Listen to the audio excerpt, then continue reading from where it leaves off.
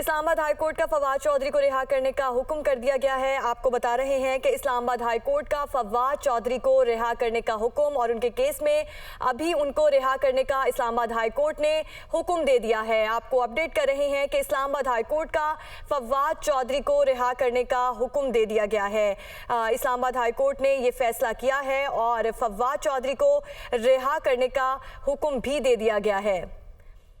اسلام آباد high court کا P T I رہنما فواد چودھری کو رہا کرنے کا حکم دے دیا گیا ہے۔ آپ کو اپڈیٹ کر رہے ہیں اہم خبر سے کہ اسلام آباد ہائی کورٹ نے یہ فیصلہ کیا اور فواد چودھری کو رہا کرنے کا حکم دے دیا گیا ہے۔ اسلام آباد ہائی کورٹ کا پی ٹی آئی رہنما فواد چودھری کو رہا کرنے کا حکم۔ فواد چودھری کی گرفتاری غیر قانونی تھی، اسلام آباد ہائی کورٹ کی جانب سے یہ کہا گیا اور ان کو رہا کرنے کا حکم دے دیا گیا ہے۔ اسلام آباد ہائی کورٹ کا پی ٹی آئی رہنما فواد چودھری کو رہا کرنے کا حکم دے دیا ہے۔ محمد عمران ہمارے ساتھ موجود ہیں۔ محمد عمران بتائے گا اسلام آباد ہائی کورٹ نے مزید کیا کہا؟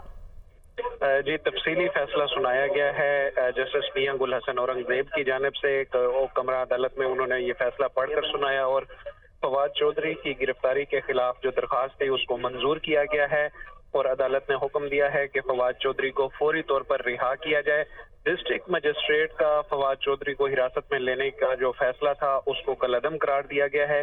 اس کے علاوہ کسی بھی مقدمے میں فواد چودھری کی گرفتاری جو ہے وہ 2 دن کے لیے عدالت نے روک دی ہے۔ فواد چودھری کو 2 دن کے لیے حفاظتی ضمانت بھی دی گئی ہے کہ اگر کسی دیگر مقدمے میں وہ مطلوب ہیں تو متعلقہ عدالت سے وہ رجوع کر سکتے ہیں۔ اس وقت فواد چودھری اپنی اہلیہ اور بھائی کے ہمراہ کمرہ عدالت سے روانہ ہونے لگے ہیں اور ان کی جو لیگل ٹیم ہے وہ بھی ان کے ساتھ ہے۔ ڈاکٹر بابر اوان نے ان کے اس کیس میں آرگیو کیا تھا، جبکہ وفاق کی جانب سے ایڈوکیٹ جنرل اسلام آباد جہانگیر جدون نے کیس پریزنٹ کیا تھا۔ اس کے علاوہ ڈی سی اسلام آباد بھی کمرہ عدالت میں موجود تھے۔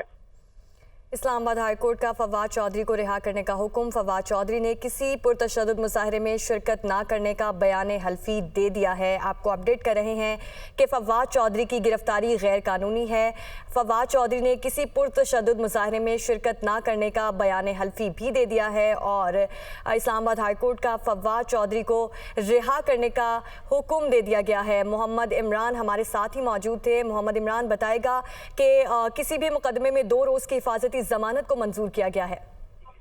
جی بالکل، پی ٹی آئی کے وکلا کی جانب سے یہ بھی ایک سیپریٹ استدعا کی گئی تھی عدالت سے کہ انہیں خدشہ ہے کہ جیسے ہی فواد چودھری کا اگر اس کیس میں رہائی کا حکم آتا ہے تو انہیں کسی اور مقدمے میں گرفتار کر لیا جائے گا، اس لیے عدالت مناسب وقت کے لیے حفاظتی ضمانت منظور کرے تاکہ متعلقہ کورٹس میں پیش ہو کر وہاں سے ریلیف کے لیے استدعا کی جائے۔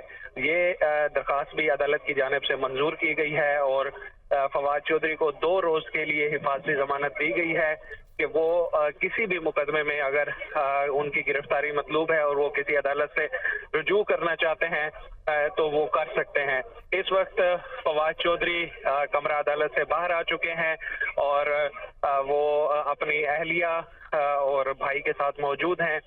میڈیا سے بھی انہوں نے گفتگو کی اور ان کا یہ کہنا تھا کہ ملک میں قانون نام کی کوئی چیز نہیں ہے، اس لیے کیا بات کریں ہم، سب کو صلح صفائی کی طرف جانا چاہیے، یہی ملک کے لیے بہتر ہے کیونکہ جو کچھ ہو رہا ہے اس سے ملک کا نقصان ہو رہا ہے۔